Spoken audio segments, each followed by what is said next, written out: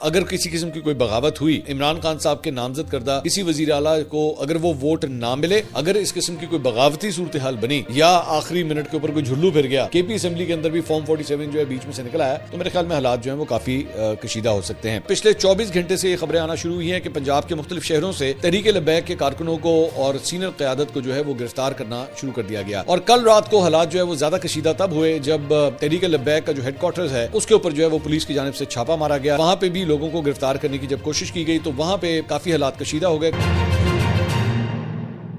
अस्सलाम वालेकुम नाज़रीन, मैं हूं मंसूर अली खान। अपने डेली चैनल के ऊपर आपको खुशामदीद कहेंगे। पिछले 12 घंटे बड़े धमाकेदार साबित हुए हैं,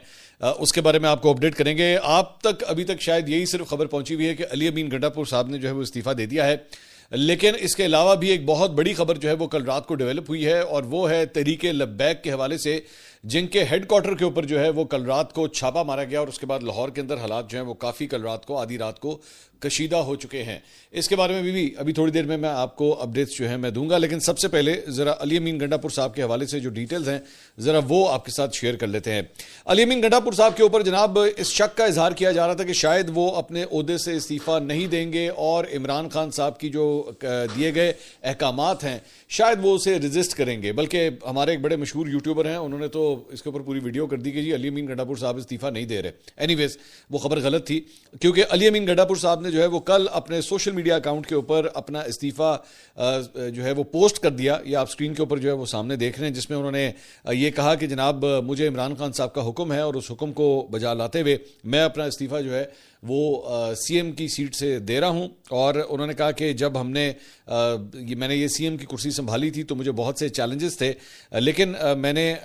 इस 1.5 साल के अरसे में जो है अपने कैबिनेट के कॉलीग्स के साथ मिलके और इमरान खान साहब की गाइडेंस से पूरी तरह कोशिश की है कि मैं सूबे को जो है वो माली मुश्किलात से निकाल सकूं। साथ ही साथ हमारे इस सूबे के अंदर जो है वो दहशतगर्दी का जो नासूर है वो भी यहाँ पे मौजूद है और उसके खिलाफ जो हमारा रेजोल्यूशन है मैंने उसे पूरा करने की कोशिश की है। और साथ ही साथ उन्होंने शुक्रिया अदा किया कि जनाब मैं अपने तमाम कॉलीग्स का और पाकिस्तान तहरीक इंसाफ के रहनुमाओं को जो है मैं शुक्रिया अदा करता हूं कि उन्होंने मुश्किल हालात में भी मुझे सपोर्ट किया। उसके बाद एक और खबर जो है वो इस सिलसिले में ये भी आई कि उन्होंने सुहेल आफरीदी जो नामजद हैं नए वजीर आला के तौर पे, उनसे जो है वो गुफ्तगू भी की है, उन्हें मुबारकबाद भी दी है। और सुहेल आफरीदी का जो अपना आबाई शहर है वहाँ पे काफ़ी कल रात को जो है जश्न मनाया गया, आतिशबाजी की गई और वहाँ के इलाके के जो लोग थे उन्होंने इसको काफ़ी सेलिब्रेट किया। कुछ इतलात के मुताबिक कुछ लोग जो हैं अभी भी डाउट कर रहे हैं, इवन दो ये इस्तीफ़ा फॉर्मली जो है वो सोशल मीडिया के ऊपर डाल दिया गया है, लेकिन इसके बावजूद जो है वो डाउट कर रहे हैं कि शायद आखिरी वक्त में जो है कोई यू टर्न आ जाए। हो सकता है अगले 24 घंटे के अंदर जो है वो इमरान खान साहब को कन्विंस करने की कोशिश की जाए कि जनाब इससे मामला जो है वो काफ़ी ज़्यादा ख़राब हो जाएंगे, गंडापुर साहब का इस्तीफ़ा जो है वो वापस करवाया जाए। लेकिन बल्कि as a matter of fact मैं देख रहा था कि शायद फयाजुल हसन चौहान साहब ने जो है वो ये भी यहाँ तक कह दिया कि अगर सुहेल आफरीदी जो है वो वज़ीर आला बन गए तो मैं खुद माफ़ी मांगूंगा, लेकिन मुझे नहीं लगता कि वो जो है वो बनेंगे वज़ीर आला। नदीम अफजल चंद साहब जो है कल रात को आसमा शिराजी साहिबा के शो में आए हुए थे, उन्होंने भी इस बात का इजहार किया कि हो सकता है आखिरी वक्त में जो है वो कोई और नाम सामने आ जाए और सुहेल आफरीदी जो है वो वज़ीर आला ना बन सकें। सो लेट्स सी, मतलब ये सारी जो है ये तो कई गेम चल रही है। इस वक्त जो ऑन ग्राउंड फैक्चुअल रियलिटी है वो ये है कि गंडापुर साहब ने अपना इस्तीफ़ा जो है वो पब्लिक भी कर दिया है, आपके सामने है, और साथ ही साथ सुहेल आफरीदी साहब का नाम भी ले दिया गया है। हाँ, अलबत्ता एक जो नया टेस्ट केस अब सामने आएगा इस सारे मामले के अंदर वो ये है कि तकरीबन 91 अफराद की सपोर्ट जो है, 93 आज़ाद उम्मीदवार हैं, उनकी सपोर्ट इस वक्त पाकिस्तान तहरीक इंसाफ के पास है और जमीयत उलमा इस्लाम के 18, मुस्लिम लीग नून के 17, पीपल्स पार्टी के 10, अवामी नेशनल पार्टी के 4 और पाकिस्तान तहरीक इंसाफ पार्लियामेंटेरियंस के 3 अरकान वहां पे मौजूद है। क्या पाकिस्तान तहरीक इंसाफ में कोई फॉरवर्ड ब्लॉक बनेगा, क्या वो सामने आएंगे? क्योंकि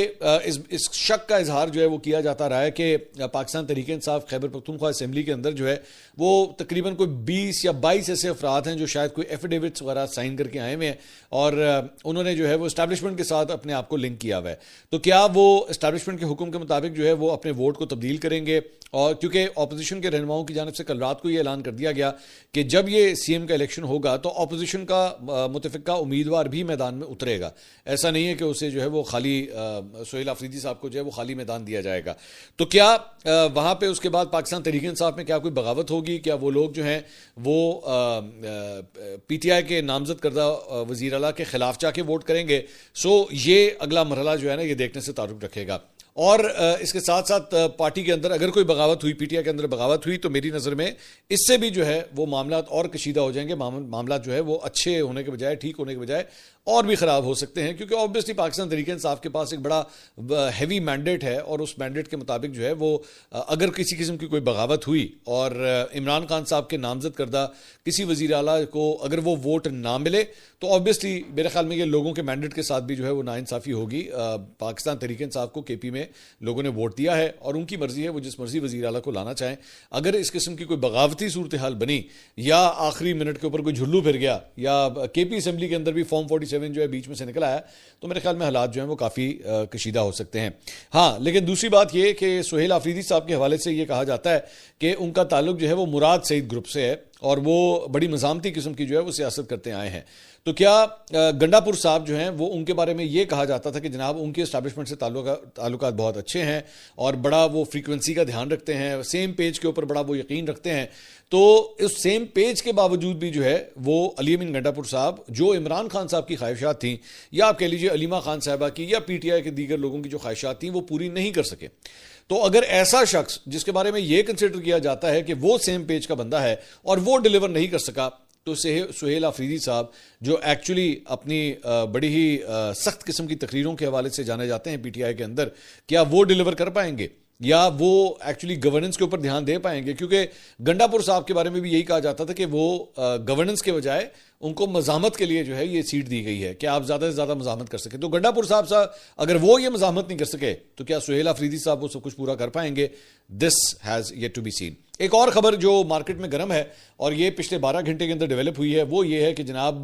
गंडापुर साहब का जो इस्तीफ़ा है ये आखिरी इस्तीफ़ा नहीं है और अभी और इस्तीफ़े भी आने वाले हैं। अब वो और इस्तीफे कहाँ से आ सकते हैं? मुख्तलिफ चहमगोइयाँ हैं, जितने मुँह हैं उतनी बातें, मैं उस पर स्पेकुलेट नहीं करना चाह रहा, लेकिन मार्केट के अंदर 3-4 नाम जो हैं वो इस वक्त लिए जा रहे हैं कि गंडापुर साहब के बाद जो है इन अफराद के इस्तीफे भी जो है वो आ सकते हैं। और ज़्यादातर जो नाम दिए जा रहे हैं वो उन्हीं लोगों के हैं जो गंडापुर साहब के करीबी हैं। मिसाल के तौर पे मैं ये नहीं कह रहा कि ये लोग इस्तीफ़ा देने लगे, लेकिन मिसाल के तौर पे एक शख्सियत जिनका नाम लिया जा रहा है वो है बैरिस्टर सैफ। बैरिस्टर सैफ जो है वो अली अमीन गंडापुर साहब के बिल्कुल राइट हैंड मैन है। उन्होंने हमेशा उनको मीडिया के अंदर रिप्रेजेंट किया है, मुख्तलिफ मामलात के अंदर जो है उनकी नुमाइंदगी की है। उनके बारे में भी सवाल किया जा रहा है कि अब क्या अगला इस्तीफ़ा उनका आएगा, क्योंकि अगर सुहेल आफरीदी साहब कल को CM बनते हैं तो जाहिर बात है वो चाहेंगे कि उनका तर्जुमान, अपना कोई तर्जुमान जो है वो होना चाहिए, वो बैरिस्टर सैफ के ऊपर रिलाई नहीं करना चाहेंगे। एक नाम जो है वो शेख वकास अकरम साहब का लिया जा रहा है कि शेख वकास अकरम साहब इस वक्त सेक्रेटरी इत्तलात हैं PTI के, तो क्या उनको भी वहाँ से तब्दील किया जाएगा?